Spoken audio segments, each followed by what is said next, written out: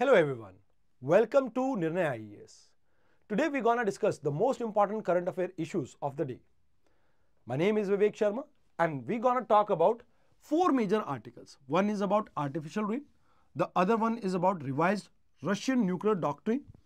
The third article is about the outcome of G20 summit of 2024 and last article is about Indira Gandhi Peace Prize 2023. So let's talk about them one by one. The first article if we talk about was in news because Delhi में आपको बहुत ज़्यादा air pollution देखने को मिल रहा है. अगर air quality index की बात की जाए तो कॉन्स्टेंटली दिल्ली की एवरेज स्कोर रहा है यहाँ पे 488. मतलब the air quality is severely impacted, जिसकी वजह से लोगों को लॉन्ग टर्म में बहुत हेल्थ के कॉन्सिक्वेंसेस हो सकते हैं. जैसे अगर आपको पता हो कि इससे लंग्स डैमेज हो सकते हैं. जिन पेशेंट्स को पहले से अस्थमा है तो अस्थमा वाले पेशेंट्स को इवन आप ये कह सकते हो कि बहुत नेगेटिव कॉन्सिक्वेंसेस देखने को मिलेंगे. And in addition to this इसका इंपैक्ट वनरेबल सेक्शन, खासकर जो बच्चे हैं, जो बूढ़े हैं और जो ऑलरेडी हेल्थ इश्यूज से जूझ रहे हैं, उन सब के ऊपर आपको देखने को मिलेगा. तो because of that right now the Delhi government is suggesting that we should focus upon artificial rain. तो now इसका थोड़ा कंटेक्स्ट समझ लिया तो इसके थोड़ा हम समझते हैं कि आर्टिफिशियल रेन होती क्या है. देखो, रेनफॉल प्रोड्यूस करने के लिए आपको दो चीजों की रिक्वायरमेंट होती है. एक न्यूक्लियस जिसके आसपास आपका वाटर वेपर कंडेंसेट करेंगे एंड दूसरे water vapour itself. Without these two things you can not ensure कि बारिश हो सकेगी. अब आर्टिफिशियल रेन में आप इन दोनों में से किसी एक चीज को यहां पर सप्लीमेंट करते हैं. तो इस कॉन्सेप्ट को मैं आपको इस तरह से समझाना चाहूंगा कि ये एक ऐसी साइंटिफिक टेक्निक है थ्रू विच हम इंड्यूस करते हैं प्रेसिपिटेशन. इसीलिए इसे कई बार क्या कहा जाता है, क्लाउड सीडिंग. सीडिंग मतलब कि बीज जैसे हम लगाते हैं ना, तो वैसे बीज यहां पर लगाया जा रहा है. अब इसमें क्या होता है कि जैसे मान लीजिए जो वाटर वेपर है, वो वाटर वेपर इस पूरे टाइनी पार्टिकल के आसपास कंडेंसेट करेंगे और जिससे रेनफॉल आ सकता है. अब इसमें कई बार आप प्रोडक्ट यूज करते हैं जैसे सिल्वर से रिलेटेड, सिल्वर आयोडाइड या आप पोटेशियम आयोडाइड या सोडियम क्लोराइड, ऐसे कई चीजों को आप इस्तेमाल कर सकते हैं. कई केसेस में हम सी वाटर का भी इस्तेमाल करते हैं जिससे हम क्लाउड सीडिंग करके कहीं ना कहीं आर्टिफिशियल रेनफॉल को जनरेट करते हैं. अब आर्टिफिशियल रेनफॉल को जनरेट करके क्या बेनिफिट हमें देखने को मिल सकते हैं. पहला बेनिफिट तो यह है कि जैसे मान लीजिए आपके एयर में सस्पेंडेड पार्टिकल्स हैं, पार्टिकुलेट मैटर 2.5 और पार्टिकुलेट मैटर 10, जिसे हम डस्ट पार्टिकल भी कह देते हैं. अभी जो डस्ट पार्टिकल है एयर में ट्रेवल कर रहे हैं तो इससे विजिबिलिटी के ऊपर असर पड़ता है एंड कहीं ना कहीं हेल्थ के ऊपर भी कॉन्सिक्वेंसेस हैं ही इसके. बट अगर बारिश आएगी तो बारिश की बूंदों के साथ ये मिक्स होके ये सेटल डाउन कर जाएंगे जमीन पे. तो that's why I am saying कि भाई ये आपके एयर पोल्यूशन, जैसे दिल्ली में जो एयर पोल्यूशन देखने को मिल रहा है, उसको कहीं ना कहीं कम करने के काम आ सकता है. दूसरी चीज जो यहां पर आपको याद रखनी है, दैट इज कि ये कहीं ना कहीं जो ड्रॉट इफेक्टेड एरियाज होते हैं, जहां पर बहुत ज्यादा सूखा पड़ रहा है, जैसे आप अगर वेस्ट एशिया की बात करें तो रिसेंटली आपको एक सिनेरियो देखने को मिला था जहां पर एकदम से बहुत ज्यादा रेनफॉल हुई थी वेस्ट एशिया में एंड बहुत नेगेटिव असर पड़ा था वहां पे. तो द थिंग इज, आप अगर इस तरह की चीजें देखते हैं, कई बार नेगेटिव असर होते हैं but most of the time जैसे कहीं पर वाटर की शॉर्टेज है, जैसे वेस्ट एशिया आपको पता है डेजर्ट एरिया है, अब वहां पर वाटर की शॉर्टेज है, तो उस वाटर की शॉर्टेज को फुलफिल करने के लिए आप इसको यूज कर सकते हैं. इरिगेशन की फैसिलिटीज के लिए यूज कर सकते हैं.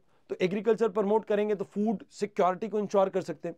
तो द थिंग इज, यहां पर आप ये मान के चलो कि एग्रीकल्चर के सपोर्ट के लिए और ड्रॉट इफेक्टेड एरियाज में आप वाटर सप्लाई के लिए भी इसको यूज कर सकते हैं. तो ड्रिंकिंग वाटर के लिए, एयर पोल्यूशन को रिमूव करने के लिए एंड इवन एग्रीकल्चर की प्रोडक्टिविटी को बूस्ट करने के लिए, इन तीनों एरियाज में इसका इफेक्टिव यूटिलाइजेशन रहता है. अब यहां पर आपको याद रखना है कि भाई इसके क्या नेगेटिव रिपरकशंस हो सकते हैं और कैसे ये ऑपरेट करता है.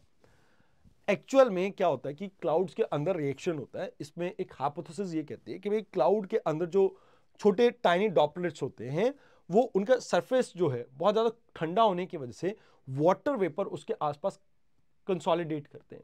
अब ये कंसोलिडेट करते करते अपने साइज में इतना बड़ा ग्रो कर जाते हैं कि धीरे धीरे ग्रेविटी के इंपैक्ट के बाद ये नीचे की तरफ फॉल करते हैं, जिससे रेनफॉल प्रोड्यूस होती है। अब हम इसमें न्यूक्लियस प्रोवाइड करके एक्चुअल में इस रेनफॉल को स्ट्रीमलाइन कर रहे हैं। अब ऐसा नहीं है कि इंडिया में, दिल्ली में हम पहली बार ऐसा कर रहे हैं। हमने ऑलरेडी महाराष्ट्र में 2019 में इसको एक बार प्रैक्टिस किया हुआ है। कर्नाटका और आंध्र प्रदेश में रेगुलरली इस चीज को इंप्लीमेंट किया भी जा रहा है ड्रॉट से बचने के लिए। अब अगर वर्ल्ड ओवर बात की जाए तो वर्ल्ड ओवर भी इसके कई एग्जांपल्स हैं। जैसे 2008 में बीजिंग ओलंपिक्स में चाइना ने किया था इसे, ताकि ओलंपिक्स के टाइम पे बारिश ना आए। यूनाइटेड स्टेट यानी यूएसए इसको टेक्सास और कैलिफोर्निया में इंप्लीमेंट करता है एग्रीकल्चर की प्रोडक्टिविटी को इनहांस करने के लिए और ड्रिंकिंग वाटर को इंश्योर करने के लिए। तो ओवरऑल अगर हम बात करें तो इसके बेनिफिट्स तो हैं, बट कुछ चैलेंजेस हैं। जैसे रिसेंटली दुबई साइड आपने जो ये इंपैक्ट देखा था, तो वो वन ऑफ द चैलेंज है। कई बार लॉन्ग टर्म आपके ड्रॉट्स भी पड़ सकते हैं। तो क्लाइमेटिक कंडीशन के साथ अगर आप छेड़छाड़ करते हैं तो ये कुछ एथिकल कंसर्न्स भी जनरेट करता है, because we do not have to play with the nature. Ultimately nature का कोई भी क्लाइमेटिक फैक्टर अगर कुछ भी 19-20 होता है तो इसका major impact you can see in the climatic पूरे क्लाइमेट के ऊपर पड़ सकता है, पूरे एटमॉस्फेरिक कंडीशन के ऊपर पड़ सकता है, जिससे किसी ना किसी हम नेचुरल डिजास्टर को इन्वाइट कर सकते हैं, जस्ट लाइक यूएई में अभी हुआ। तो these are the things that you have to remember. तो यहां पर अगले आर्टिकल में अब हम बात कर लेते हैं कि क्या मेजर चीजें हैं जो रशिया की डॉक्ट्रिन से हमें समझनी होंगी। अब देखिए, रशिया की डॉक्ट्रिन की बात करें तो पुतिन ने अभी साइन की रिवाइज्ड न्यूक्लियर डॉक्ट्रिन। अब करने की जरूरत क्यों पड़ी और करा क्या है चेंज, उसको आप समझें। कहते कि भाई अगर रशिया के ऊपर कोई कन्वेंशनल अटैक भी करता है तो उस केस में भी अब रशिया यूज कर सकता है यहां पर अपने न्यूक्लियर आर्सेनल को। And even not just Russia, अगर कोई बेलारूस के ऊपर भी अटैक करता है तो भी इसके लिए यूज कर सकता है ये न्यूक्लियर आर्सेनल को। अब ऐसे क्या जरूरत पड़ी कि जो पुतिन ने रातों रात अपनी न्यूक्लियर डॉक्ट्रिन ही चेंज कर दी। Recently you might be aware about कि बिडेन जो एडमिनिस्ट्रेशन है, इन्होंने लॉन्ग रेंज मिसाइल्स जो हैं वो प्रोवाइड करनी स्टार्ट कर दी यूक्रेन को, और उन्हें कहा कि भाई 300 किलोमीटर की रेंज वाली जो मिसाइल्स हैं आप यूज कर सकते हैं। अब ये एक तरह से वेस्ट का अग्रेशन देखा है पुतिन ने, और पुतिन ने इस बात को साफ साफ ये कहा कि भाई ठीक है, if you want to have a war let me give you a war. और इस वजह से इन्होंने अपने न्यूक्लियर डॉक्ट्रिन को क्या कर दिया, चेंज कर दिया। ऑलमोस्ट 1000 डेज कंप्लीट हो चुके हैं यूक्रेन वॉर के, एंड कोई डिसाइसिव बैटल अभी तक हुई नहीं है। रशिया को यह लग रहा है कि भाई अब वेस्ट जो है कहीं ना कहीं उसको वीक करने की कोशिश कर रहा है, तो इस चीज को रिवर्स करने के लिए, अपनी आर्मी का मनोबल बढ़ाने के लिए यहां पर रशिया ने इस पूरे कॉन्फ्लिक्ट के अंदर ये नई डॉक्ट्रिन अपनी अप्लाई की है। चाहे यहां पर किसी भी तरह का मैसिव एरियल अटैक हो, चाहे बैलिस्टिक मिसाइल से, एयरक्राफ्ट से, क्रूज मिसाइल से, रशिया उस केस में भी, या इवन ड्रोन से, रशिया उस केस में भी न्यूक्लियर वेपन्स का इस्तेमाल कर सकता है। ये ऐसा रशिया का कहना है। अब लास्ट में इन्होंने कहा कि भी ठीक है, अगर कोई मिलिट्री ब्लॉक जैसे नाटो, स्पेसिफिकली नाम तो नहीं लिया, बट कोई मिलिट्री ब्लॉक अगर इन केस हमारे ऊपर अटैक करता है तो उस केस में भी ये कहते हैं कि भाई हम यहां पर यूज कर सकते हैं न्यूक्लियर वेपन। तो कहीं ना कहीं ये अपडेटेड प्रोविजंस हैं जो आपको याद रखनी चाहिए। अब यहां कुछ चीजें हैं जो मेंस पर्सपेक्टिव से इंपॉर्टेंट रहेंगी। पहला, इसका मतलब क्या है, कि मैसेज क्या है इसके बिहाइंड। तो मैसेज क्वाइट क्लियर है कि रशिया कह रहा है कि भाई हम तैयार हैं कि भाई अगर आप टेंशन को बढ़ाना चाहते हो तो भैया मैं तैयार हूं, आप लड़ाई के मूड में आए हो तो late me give you a fight, a good fight.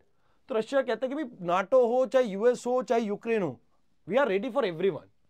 Then इसके ग्लोबल क्या इंपैक्ट पड़ेंगे, तो कहते हैं कि भाई देखो, एक तरह से आप ये कह सकते हो कि रशिया और यूएस के बीच में न्यूक्लियर फाइट के चांसेस अब बढ़ते जा रहे हैं। एंड कहीं ना कहीं ये एक तरह से नाटो और उसके अलायंस को एक रिकंसिडरेशन के लिए मैसेज है कि वो यूक्रेन का मदद करना छोड़ दें।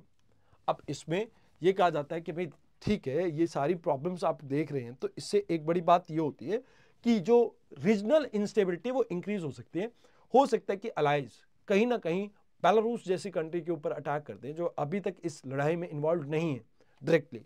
तो कहीं ना कहीं वो टेंशंस और ज्यादा रीजन में एक्सकलेट कर सकती है, और रिस्क है कि भाई कहीं भी अगर कुछ मिसकैलकुलेशन हो गया, कि भाई कुछ भी मिसकैलकुलेशन हुआ तो एक न्यूक्लियर वॉर यहां पर आपकी स्टार्ट हो सकती है। लास्ट में आपको ये याद रखना है कि भाई देखो, हम कई बारी कोशिश कर रहे हैं कि भाई न्यूक्लियर वेपन्स की पॉलिफरेशन इतनी ना हो, मतलब इनको हम इतनी इंपॉर्टेंस ना दें, कहीं ना कहीं न्यूक्लियर वेपन्स को सब कंट्रीज छोड़ दें। बट अगर रशिया एक ग्लोबल अगर बिग जायंट कंट्री अगर ऐसा डिसाइड कर रहा है, तो कहीं ना कहीं इससे न्यूक्लियर वॉर के जो खतरे हैं वो तो बढ़ ही रहे हैं, बट न्यूक्लियर पॉलिफरेशन के भी चांसेस इंक्रीज हो जाते हैं। अब हमेशा जैसे यूएस, इंडिया ने हमेशा यूएस को, यूक्रेन को एंड इवन रशिया को भी कहा कि we should go for debate and diplomacy. The war is not the solution, this is not the century for war, this is not the era for war, it's a era where we go for debate and diplomacy and we go for dialogues so that we can improve the bilateral relations between the two countries। तो उसके ऊपर हमारे को focus करना चाहिए। Moreover, if we talk about the global arm control जो treaties हैं, they have to look forward to this, how they can interfere in these kind of activities and ensure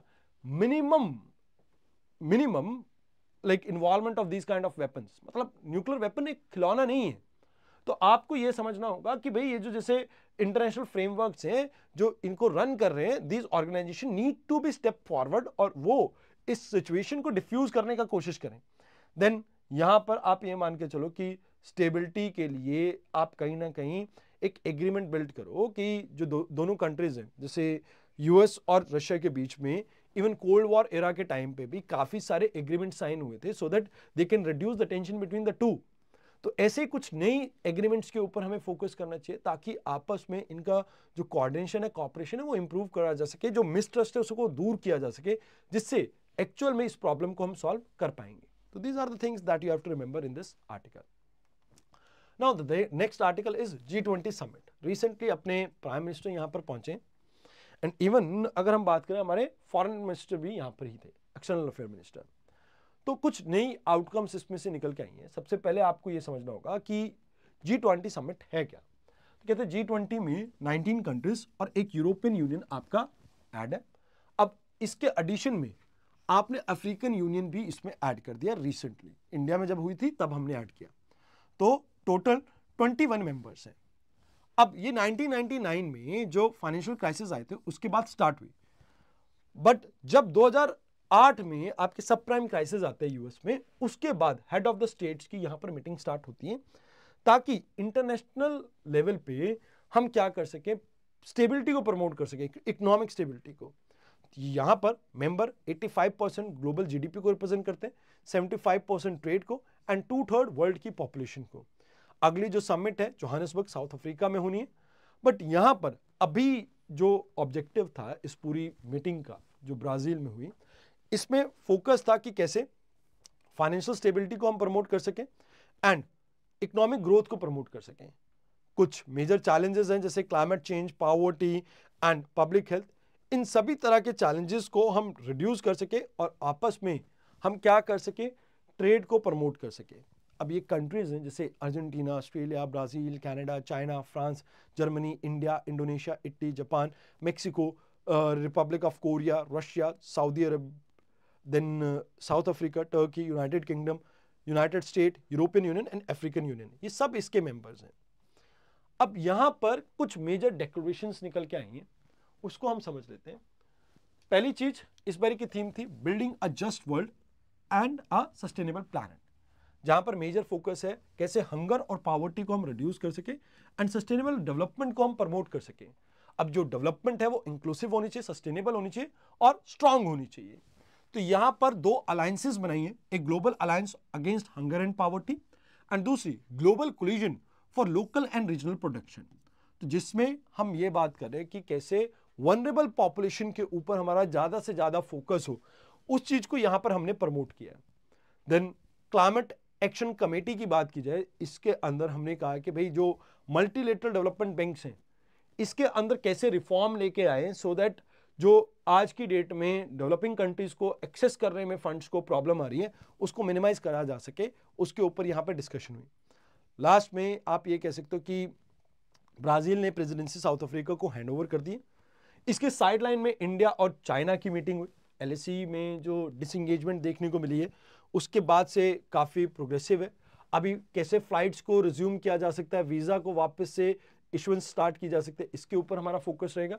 Kailash Mansarovar यात्रा के ऊपर फोकस रहेगा। तो फ्यूचर में आप ये कह सकते हो कि भाई दोनों कंट्रीज की बायलैटरल मीटिंग्स भी हो सकती है, बॉर्डर डिस्प्यूट्स के ऊपर अभी भी बहुत सी असमंजस है, उसको दूर करने की कोशिश की जाएगी।